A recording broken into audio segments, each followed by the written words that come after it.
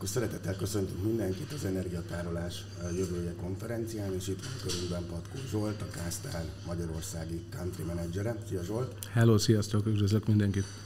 Ugye egy nagyon kuriózumos helyzetben vagyunk, mivel te egy olyan céget képviselsz Magyarországon, aki ugye energiatárolással foglalkozik, és azért ez még nem mindennapi, hogy egy kínai energiatároló cégnek már Magyarországon van úgymond country menedzsere, vagy akár szerviztechnikusa is.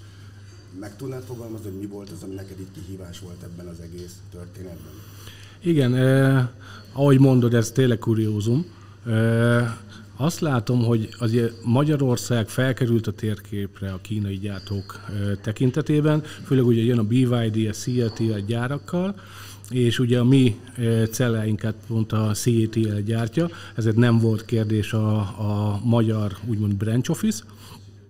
Viszont ugye sajnos pont itt a állami rendeződések és visszatáplálás, nem visszatáplálás kialakult helyzet miatt ugye a tavalyi évünk elég nehéz volt mindenkinek, aki a PV-ben mozog. Alapvetően egy központot akartak Magyarországra, mi lettünk volna a CEE központja, ezt most a lengyelek kapták meg. Ettől függetlenül mi most a Balkán központja lettünk, és így kell bizonyítani.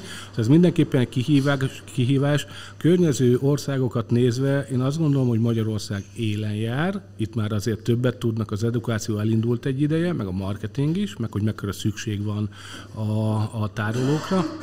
Viszont azért Nyugat-Európához képest még nagyon le vagyunk maradva.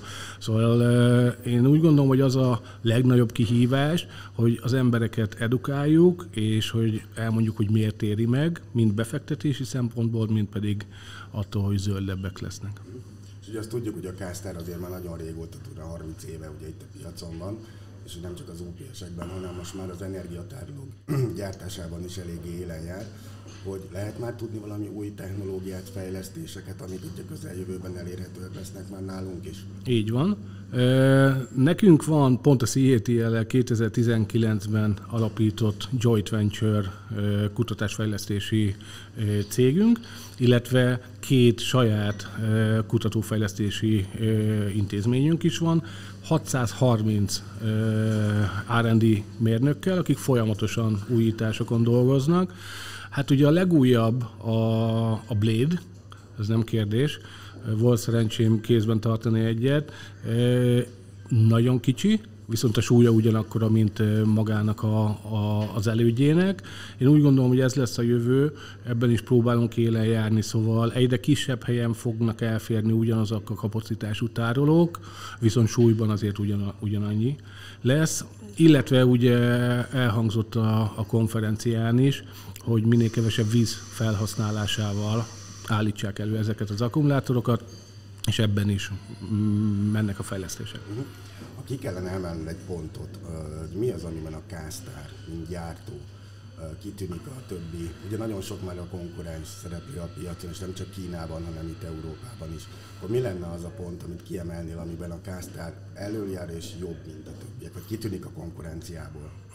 Én úgy gondolom, hogy azért itt a 30 éves tapasztalat az mindenképpen előny. Szóval nem egy 2-3 éves cég vagyunk, aki hasraütésszerűen ajánl 10 év garanciát, és vagy fennmarad addig, vagy nem. És a UPS azért nagyon közel van, mint a szünetmentes magához, a tárolókhoz. Szóval minden tapasztalat és kutatásfejlesztés, ami abba belement, azt mi átimplementáltuk az összes új eszközünkbe. Ez lehet tároló, inverter vagy a maga töltő, az autótöltő is. Szóval én mindenképpen a 30 éves tapasztalatot emelném ki. A biztonságot arra nagyon odafigyel, mind a tűzeseti megoldásokra, a storage-oknál, mint pedig bármilyen safety guideline betartására odafigyel maga a Kásztár.